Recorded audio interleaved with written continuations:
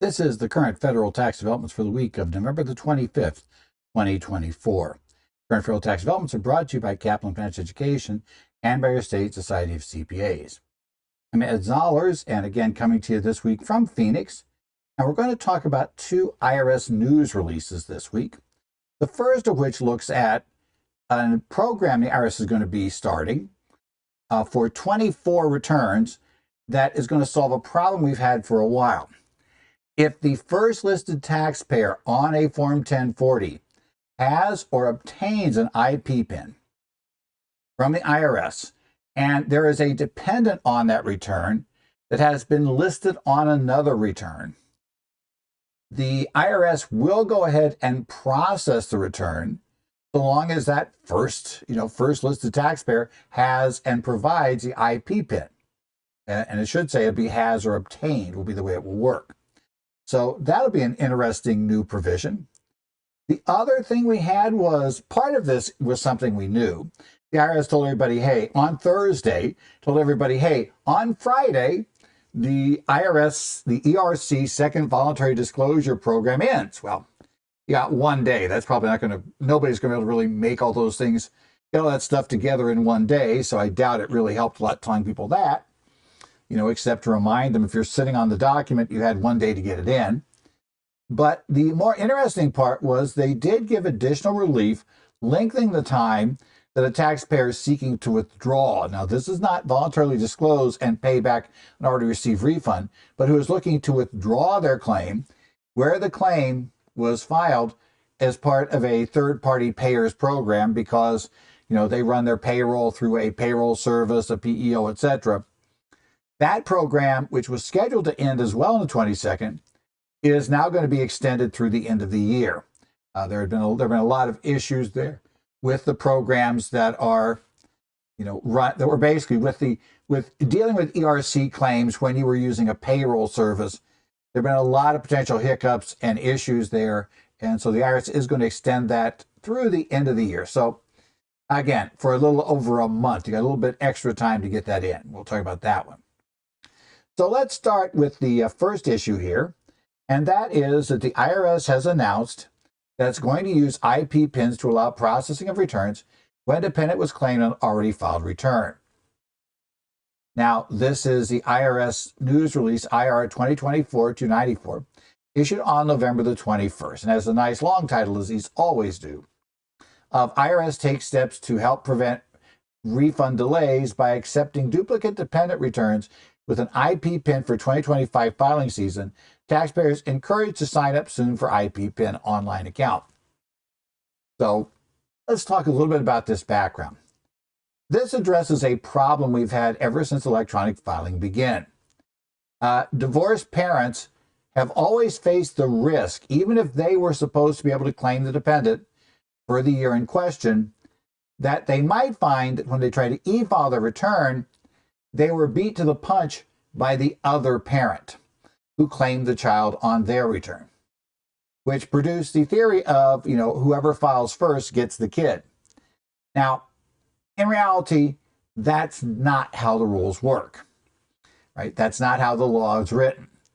But unfortunately, the IRS's e-filing system has no real way to break that tie. It doesn't know. So it just accepts the first return to claim a dependent, whether that return is a return filed by the dependent themselves that failed to note that, hey, they're able to be claimed on another return, and so they didn't claim their own dependency status, or if, in fact, the other parent files a document. And in divorces, that often happened, where the parents are squabbling. We have an issue there, and we'll discuss how it's supposed to work. Because how it's supposed to work, there's clearly just one parent that can claim it. Now, that parent may find themselves in hot water with the local court, but that's a different problem than whether or not who can claim it on the return as currently structured. Right. So IRC Section 152 governs which taxpayer is allowed to claim the dependent. Now, as I said, the big problem is the IRS itself does not have access to this data. We'll look at what the real rules are here just in a second. But there is no way the e-filing system has access to really figure this out. And the IRS knows they've already processed the return and likely by now issued a refund that included a child tax credit for a return that essentially, that's already out the door.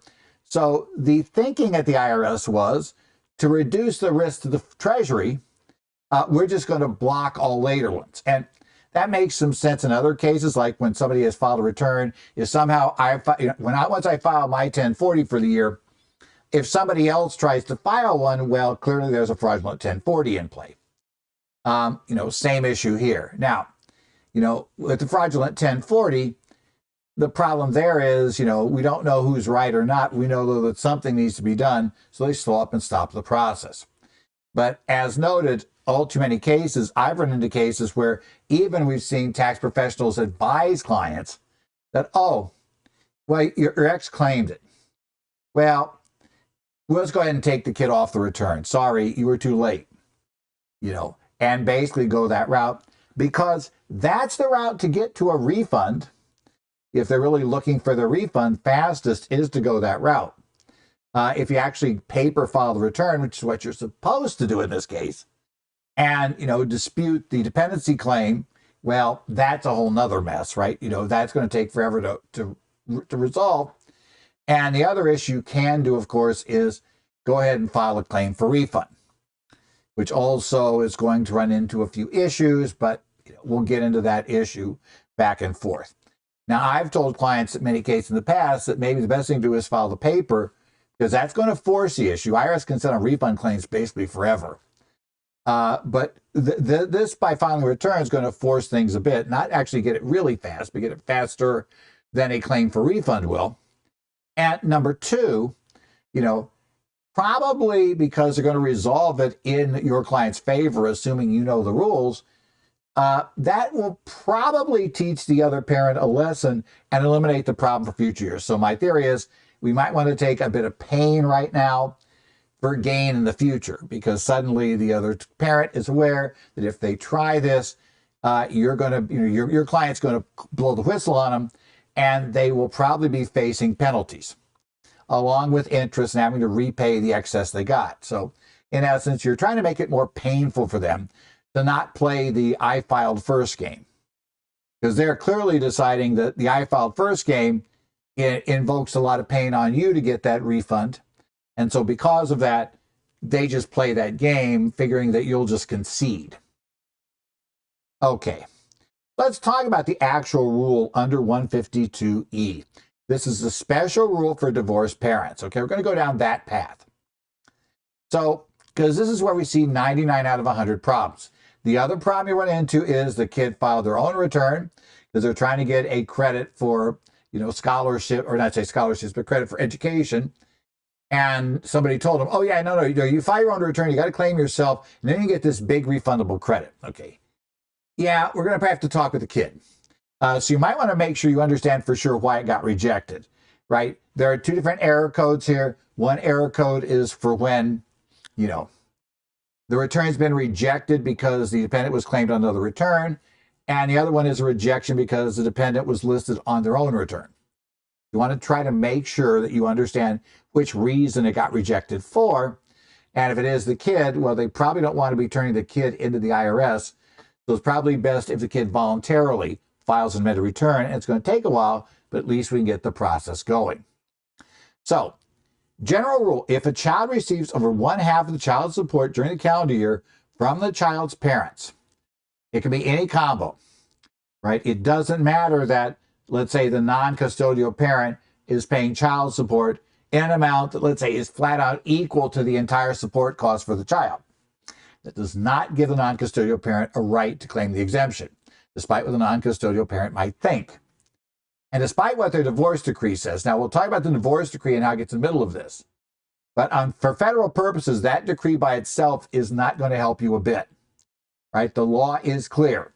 Going back, as I've hammered home multiple times, going back to the Germain case, as we've talked about this year, if the law is clear, that's what you have to do.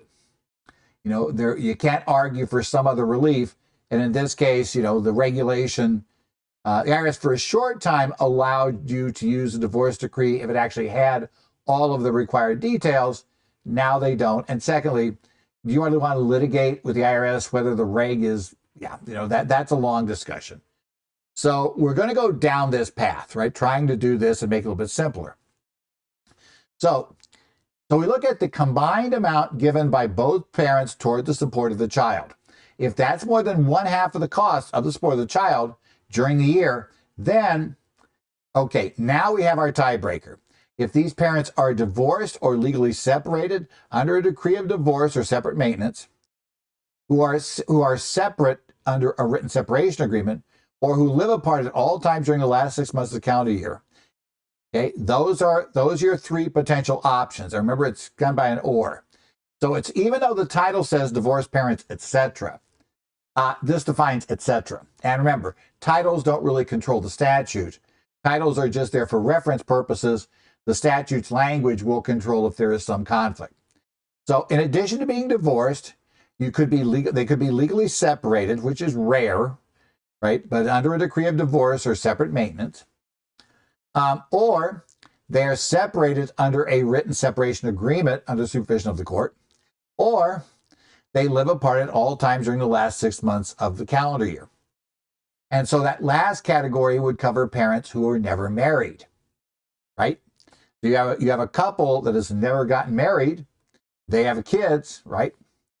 And by the way, who their kids are is determined generally by the birth certificate. Let's not get into that discussion. Birth certificate, adopted kids count as well. We're into that background, just how it's going to go.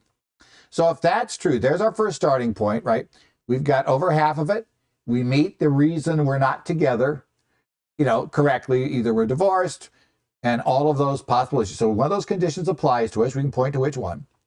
And then we can show the child is in the custody of one or both the parents for more than half the calendar year. Such child. So now we look at, and by the way, in the regs, the IRS came down, and I think the courts aren't going to really object to this. After Loper Bright, we're not really sure what the final things might be, what could be challenged, but presumably the courts aren't going to find this a step too far.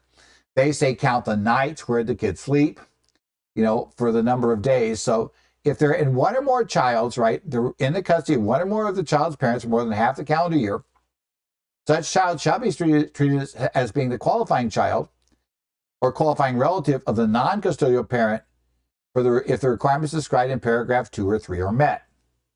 And by the way, under the regs, custodial is defined by majority of the nights, right? So since the argument is, since B talks about being in custody more than half the year, they're looking at, therefore, the custodial parent is going to be the one that has the child more than half the year. That's going to be custodial, not the state law definition of custodial. That's the way the regulation will approach it. So it says generally the custodial parent gets it, right? That's what we find there under B. The custodial parent gets the child unless these requirements are met. And this is the other exception.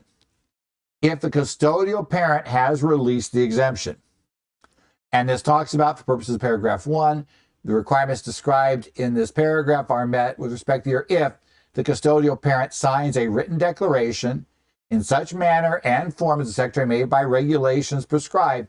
That parenthetical is really important under Loper Bright because that's a specific grant of authority to the IRS to determine what you have to provide. So that's a specific grant of authority. That such custodial parent will not claim such child as a dependent for any taxable year beginning in such calendar year, and the non-custodial parent attaches that written declaration to the non-custodial parent's tax return for taxable year beginning during such taxable year. So the first thing you determine is your client the custodial parent? Per the regulations, I'm counting nights. And I count nights they're with that parent, or that they sleep at that parent's home, or nights they sleep at neither parent's home. Then we look at where they would have slept had they not been at camp, had they not been, at a friend's house, etc. Where would they have? So we're looking at that, and usually it's pretty easy to figure this out.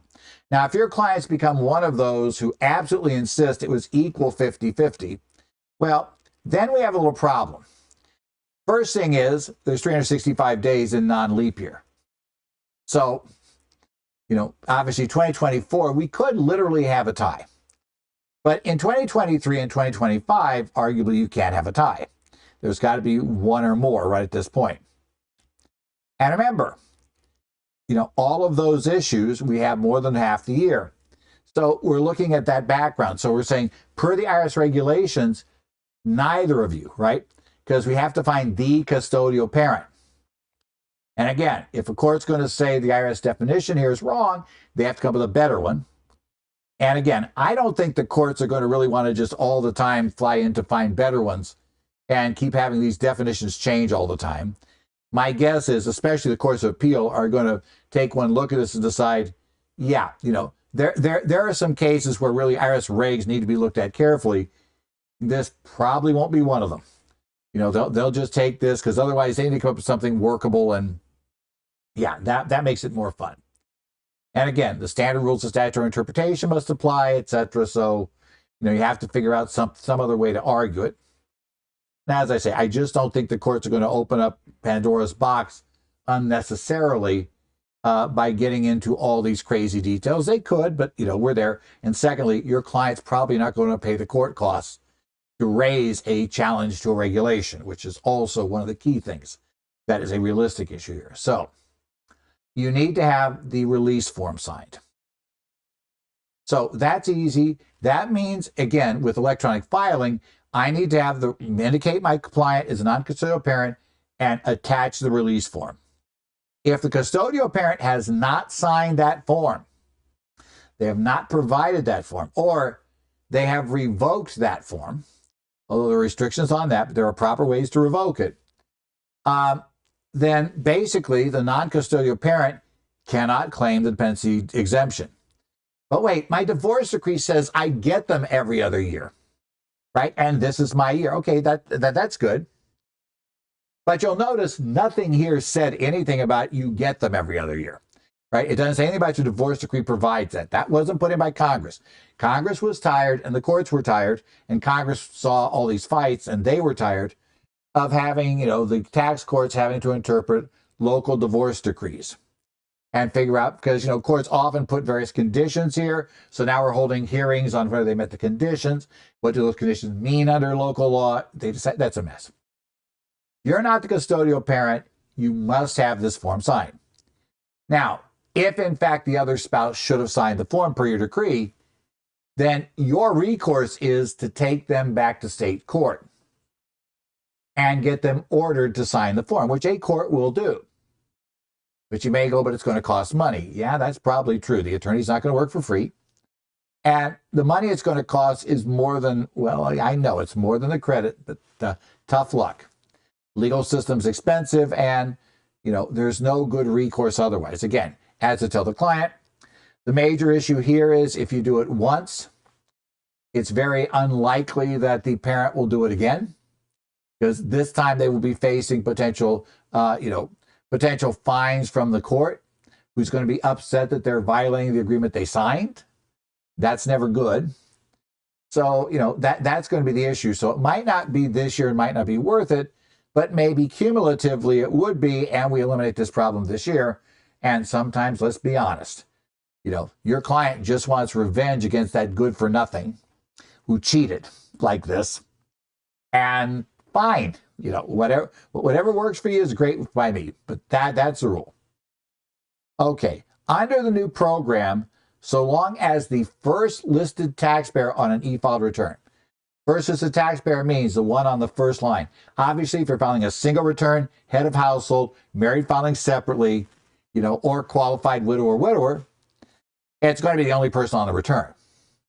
That'll be your first listed taxpayer. Where really first listed taxpayer comes into play is if the couple is married. Okay? If that first listed taxpayer has an IP PIN, then the IRS will allow that return to be processed. And I suspect this is because one of their concerns is that one of these returns would be straight up fraudulent and not be a parent or any other relation to the kid. So as long as you do that, then they'll go ahead and issue you a refund. They know they have a parent here. This person is a parent. That's one of two people assuming they meet the support test, who could claim this kid? We have no idea about the one we paid out first, whether they have anything that backs it up. But we do have this person claiming to be a parent. We do have them signing under penalty of perjury, and we do have them knowing, we have had them confirm their identity. So, yeah, all those things together, meaning that we basically could come down hard on them if they are actually cheating or lying. If they're trying to pull a fast one, then we can basically discipline them like heck. We know where to find them. We know what's up. Okay.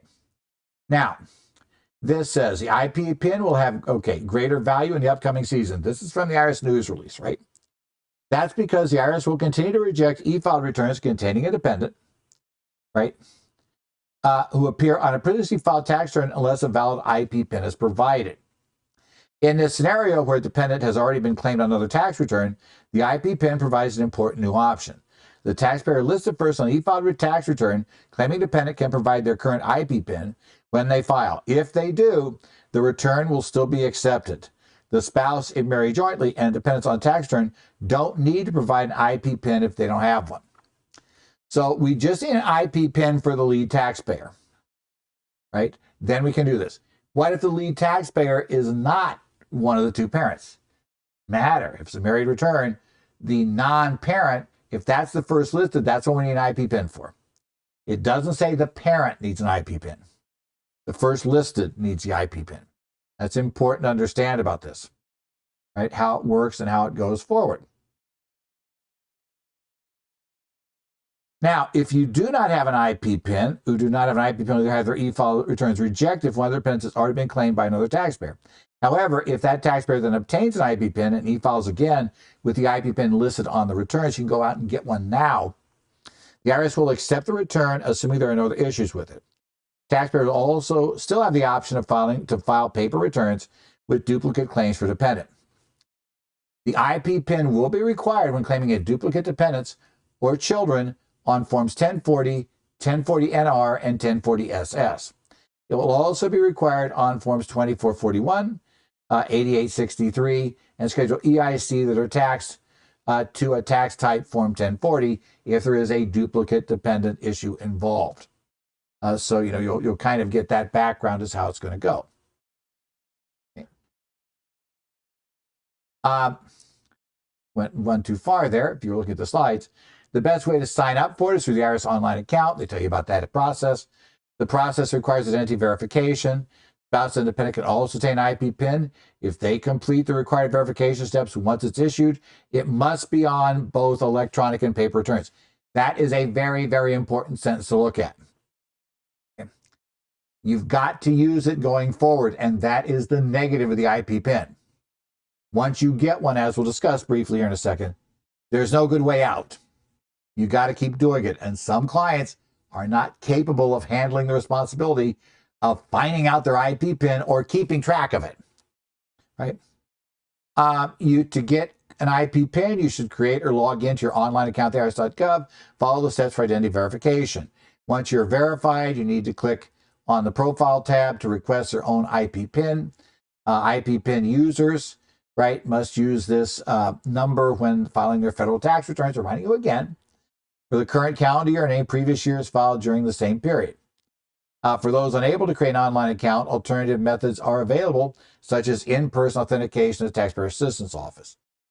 Generally, you're going to try to get them to work it out online. That'll be fastest, get you the number the quickest, is to go that route. Okay. Now, again, this is not a total no-brainer. There are downsides to having it. The key one is they really can't easily get out of the program once they've been opted in. If they could, a fraudster would simply go in, pretend to be them, and opt out. Have a nice whiny story about how, it's horrible. I didn't realize what was going to happen. I desperately need my refund. I can't have the paper return held up for months. I didn't do it. I can't do it. No, I can't understand. I don't understand these computers. They're too messy, and I just don't get it. And I just don't understand these things. And why are you being so mean? And all of those things, get a nice whiny thing going on the phone and get somebody at the IRS to finally, your theory was to let you in. Well, understanding that the service has made it essentially very, very, very difficult to get out of the program, let's face it, basically impossible. You'll have to file a paper return. That, tough luck. Or, sorry, learn how to use your computer and get your duplicate. There are your options. You decide to come in, those are your options if you screw up and can't remember your number, right? You've got to keep track of the new IP PIN for each year. And this is going to be true in later years, even if your ex has now learned their lesson. They're not claiming the kid anymore. You don't have a dependent problem. You went for an IP PIN, you got to keep submitting the IP PIN, right? Like I said, if you can't get the IP PIN, you're going to need to file on paper and have a much delayed return processing. And when we get close enough to October 15th, you're basically not going to have any options to try to fix things in various other ways. It's going to be simply file a paper return. That's our options at this point and what's there. So yeah, it's kind of interesting. This program is useful. As I said, we have had 4 years, I have complained loudly about this dumb idea of the first to file gets the kid, because there are definitely taxpayers who believe that.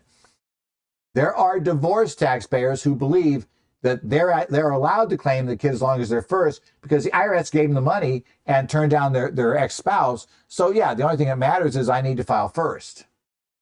That's not how this works, right? It's not legally how it works. And definitely, if you've ever gone this route, which I have done for clients in the past, where we've gone ahead and we've filed the paper return, we raised the ruckus. Yeah, eventually we do it. Now, the funny part is, the last time I did it, I really had to explain to the IRS person on the phone, who said, well, do we have a copy of the divorce decree? And I was saying, let's go look at section 152 and show me where it says you need a divorce decree. The only question right now for you is whether my client's custodial parent, we've submitted the evidence that the child lived with her over half the year, right? Submitted school records, medical records, all those details, and the client was in Arizona, her spouse was in her ex-spouse in another state. So, we could easily show, they were going to school here in Arizona, right? They, by the way, had attended school. Their attendance records are here. It's not possible the kids were staying with dad, and then somehow, having a private jet bring them in every day. The distances wouldn't have really worked well. And secondly, no, they can't afford sending a private jet every day to bring the kids to school in Arizona and then have them fly back to dad in a remote state. Just didn't work. Right? So we were able to show that and say, and so I said, that's there. And then your only question to the other spouses under that section, show me the signed form. Show me the signed release from this parent. We've confirmed she's custodial. Having confirmed she's custodial, you need to show me essentially this form. You have no other option. If you said she hasn't signed the form, then we're done, right? I don't care that she should have signed the form, and that's going to get into your fight. Should she have signed the form or not? Well, the divorce decree had various terms, and if all conditions were met, then she would be required to sign the decree. But she obviously claimed the conditions weren't met. And I said, neither of us are in a position to really determine this, because that would be a decision for the court. She was divorced under Arizona law, so an Arizona court would rule if, in fact, she has violated that provision. So, if he wants to haul her to court and he wants to show that she's violating the petition, then yeah, it'll be there. And I warned her, you better check with your attorney and make sure you are on solid ground if he does haul you to court. You want to make sure you're not in trouble with the judge. Because I am not an attorney licensed to practice law in the state of Arizona, specializing in family law matters. Right? We need somebody with that background to tell you you're good, right? You're good on this. You've met everything. This is it. The attorney will defend that case and be ready to defend it, because if he comes to court, you got to respond. That's the way it would work. Next up was what I initially saw this as like, oh, good. They announced the end of the second voluntary disclosure program for the ERC. And they announced it on, because this is IR 2024-296. And announced this on November 21st with the program expiring on the 22nd. So it's like, well, this is useless, right? You're telling people it expires tomorrow. Right. And then the write-up reads somewhat like, oh, you're going to go out and do all this work today. No, you're not. Right. If you don't have the ERC program, stuff together, you didn't have it together before the 21st. My guess is there was no way you're getting it filed by the 22nd. If you're listening to this now, we're past the 22nd anyway. So, yeah, that doesn't work. But buried in there as well was additional relief for payroll services and our third-party payers for taxpayers who, let's say, use a payroll service that use their ID number to file the reports, which often is what happens, or uses a PEO, uses an ID number that's under their control. They are the ones that had to file for withdrawals, and withdrawal is the other program. Okay, so let's remember the difference here. Under the voluntary disclosure program, the second program, it only applied to claims for refund for 2021 ERCs. If you qualified under that program, you would pay back 85% of the refund you'd receive, because you had to receive the refund to be in this program. You had to receive it and have cash the check.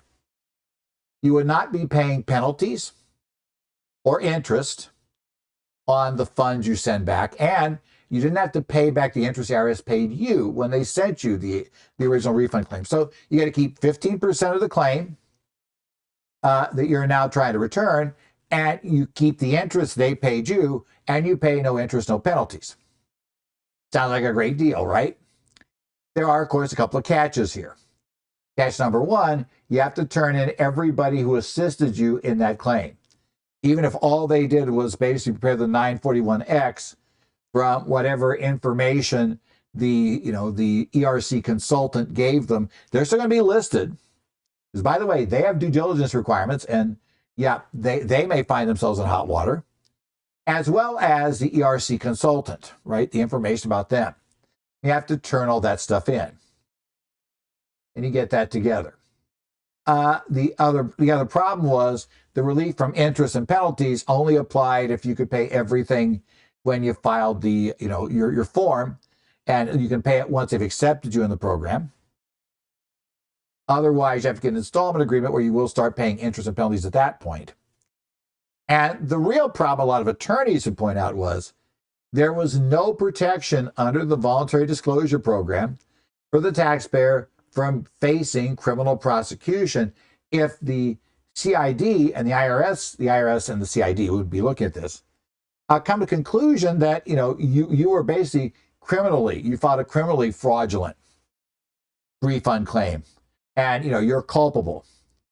And to be totally honest, it also means that they're looking at your facts and deciding that your jury will hate you, and they will throw the book at you, because that's really important for CID.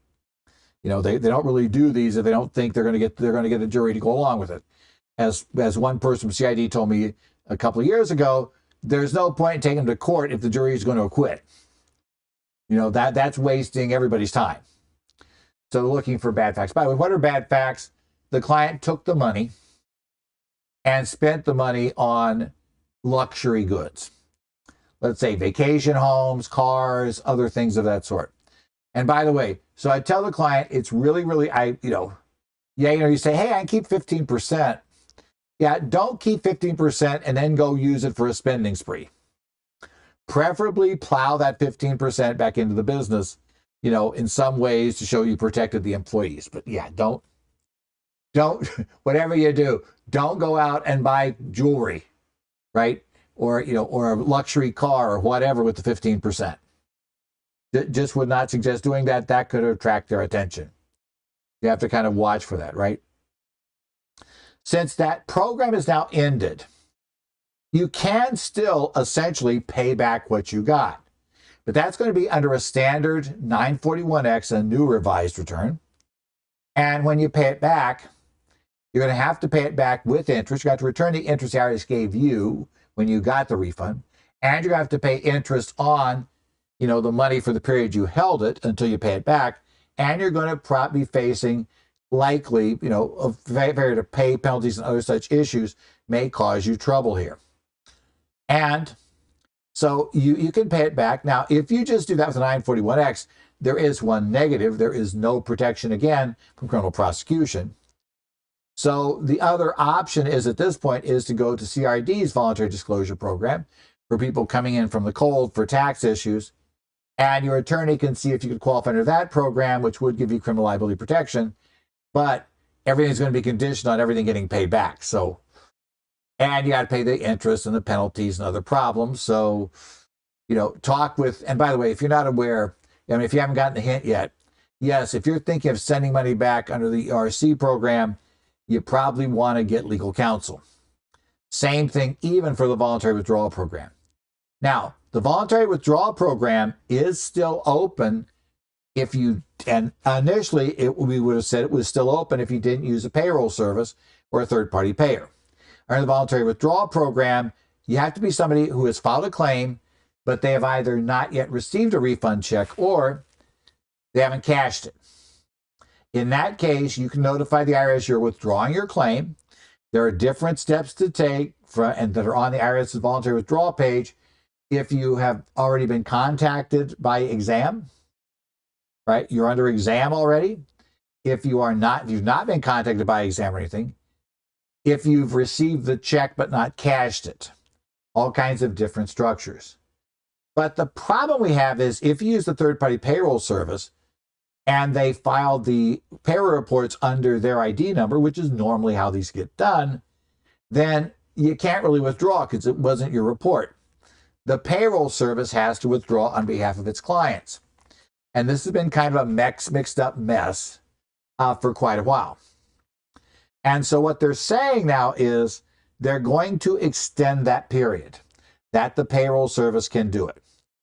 So originally the payroll service withdrawal program, voluntary withdrawal, this is not the program for basically paying it back, voluntary disclosure. This is voluntary withdrawal. That was supposed to end on last Friday as well, on the 22nd. What they're saying is they will go ahead and accept the withdrawal reports from the payroll services through the end of this year. So a little over an additional month. They'll be able to accept those particular payments, right? And what this tells us is the claim withdrawal program, this is from their release, remains open for businesses who need to ask the IRS not to process the ERC claim for any tax period but haven't been paid yet. The IRS will treat the claim as though the taxpayer never filed it. No interest or penalties will apply. Caveat again, it can be bounced back at you if they're already conducting a criminal investigation. So yes, again, you might want to have an attorney contact and make sure that we're okay, right, at that point. With today's announcement, that was on the 20th, that was the one on Thursday, the IRS extended its similar program for third-party payers through December 31st, 2024. The consolidated claim process for third-party payers was set to close on November 22nd. Third-party payers report and pay clients' federal income employment taxes, should I say, under the third-party payers' employer identification number. They handle client payroll and tax reporting duties. Some of these third-party payers filed ERC claims for multiple employers. If a third-party payer's client has since determined they're ineligible for the ERC and wants to resolve their claim, it is the third-party payer that must correct it. So this gives additional time for them to put the corrections together. Now, I have a feeling the third-party payers, if you've not yet contacted them, they may tell you it's too late now. They've got this extra time. Part of that reason is so they have time to do this, right, to get this done ahead of time. But you would still correct to see if you could. The consolidated process is a third-party payer that filed prior claim with multiple clients withdraw. Only some clients will maintain the claims of others. That's the mess here. Generally, under the voluntary withdrawal program, you had to withdraw your entire claim. But obviously, for these payroll services, where they're really servicing a bunch of their own clients, there's going to be situations where only some of the claims are going to be from clients of theirs that want to withdraw. So they need a way to do a partial withdrawal. That's why it's messier and more complex. The IRS goes on to say thousands of businesses came forward during the first disclosure program. Thousands more have withdrawn incorrect claims. Businesses that enter these programs can avoid penalties and interest if faced if the IRS takes compliance action later. The IRS reminds businesses involved with incorrect claims that the risk can sharply escalate over time. By the way, the risk is one thing because obviously you get to the exam. But number two, the amount you're going to pay back with daily compounding of interest, the longer this runs, the more of a problem there is. And again, your statute may be longer than 3 years. There is a statute for refund claims that were improper, that were misleading or fraudulent or improper. And that is generally determined by what's in the claim, not necessarily by whether the taxpayer themselves had fraudulent intent. So if only your consultant had fraudulent intent because they wanted to get that payday for themselves, right, when they were going to get paid, let's say, 20% of what you got, that can be enough to keep the statute open for 5 years. There's been case law in the background there, so be aware of that. At least in certain circuits, that's been adjudicated to be like, yeah, statute's still open for you on a statute like that. In that case, yeah, it can be very risky that you've got. Okay, that's what our problems look at. Even if the terms employee retention credit, now this is an additional warning to clients. And, and employee retention tax credits don't sound familiar. Businesses should still review their records. Some promoters call the credit a grant, business stimulus payment, government relief, or other names. That is, now the IRS interesting warning about that. My take is it's probably true that as more and more word got out with the IRS complaining about fraudulent ERC credits, they found their customers were less apt to want to go in. So they just changed their marketing and saying, hey, you haven't claimed your government rebate, your government grant, because of how you were harmed during the COVID emergency, or a stimulus payment, right? We love that. A government relief, other sorts of things, but not called ERC. So if you claim you got any of those, then yeah, you might actually be an ERC program. So I think I'd probably be better had they told clients that if that's the case, you get that, you might want to seek a consultant, not a consultant, but let's say a tax professional that was not involved in your claim to review whether your claim really was an ERC claim. Yeah, just at least tell you that. And by the way, if the promoter never told you it was an ERC claim, the odds of your claim being correct probably just went down dramatically. We'll just phrase it that way. The IRS is continuing to process valid ERC claims as quickly as possible while guarding against improper payments driven by unscrupulous marketers. So they remind everybody of that again. So, be aware of that point. Now, no mention has been made of a third voluntary disclosure program. That's something a few are probably going to wonder about. We had the first program that was 80% return the money. We have this 85% return the money program, but only applied for 21. Is there going to be a third program? If you want my guess, the answer is probably no. Because remember, the interesting thing was they didn't allow 2020 payments to be paid back here. I understand the statute's closed, and arguably, they might say, well, we don't want to accidentally take money back that maybe was paid on an original claim that was on original 941. I don't think many of those were fraudulent, but hey, what the heck? We don't want to pay that back, only discover that, in fact, we didn't have the right to get it back. We don't have to send money back to people because we accepted a payment we shouldn't have accepted. In any event, yeah, they don't want to do that. My guess is they will not want to take a risk on the 21 claims either. So that means that since a 21 claim would need to be filed by April 15th of 2025, 3 years after April 15th of 2022, my guess is that they are not going to do a third program, or if they were going to do one, it would have to be reopened very, very quickly and be very, very short, which kind of begs the question about, if they're going to do that, they should have just said this here. Okay, after the 22nd, you now can do it, but you still can do it. But now you're going to pay back 90%, because that would seem like the obvious next step if they did it. My guess is no, this is it. Their theory is if you haven't come in from the cold by now, extending this is not going to change your mind. You're in it for the long haul. These are the ones we have to deal with, and they'll work from there, right? So as I say, since I don't think they're going to allow voluntary disclosure after the last day for filing a claim has passed because of the risk that they could have a payment, right, a tax they can no longer assess if that had happened on the original 941, or even an amended one that was filed before April 15th of 2022. I have a feeling that, yeah, they're just not going to do it. As I said, if they did, it would be a very, very short-lived program. I have a feeling that. But now, on the off chance such a program is announced, as I said, it clearly would be less generous in terms of allowing taxpayers to retain part of their refund. And I guess it is possible they might do a program where, you would have to show the statute was still open before you went in, which, is probably less likely. It just seems like the service would want to deal with that mess. They just they know they can take money in from 21 claims, and there's no risk that claim, they can't assess tax on that claim still. They could still get that money. I just think they don't want to do the others. So my guess is this is it. From here going forward, we'll just have the IRS processing claims, or if your client that now gets cold feet, they're going to probably have to pay the penalties and the interest, involved in getting cold feet too late in the game at that point. So voluntary withdrawal, that I believe will still stay open, because that one, if you filed a claim and the claim has not yet been paid, then clearly the statute's still open. Right? So there is no problem there, right?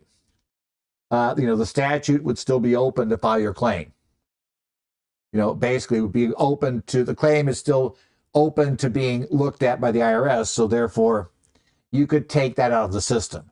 Again, you're not sending them any money anyway. So you take it out of the system. That, from the IRS perspective, that's not really a problem.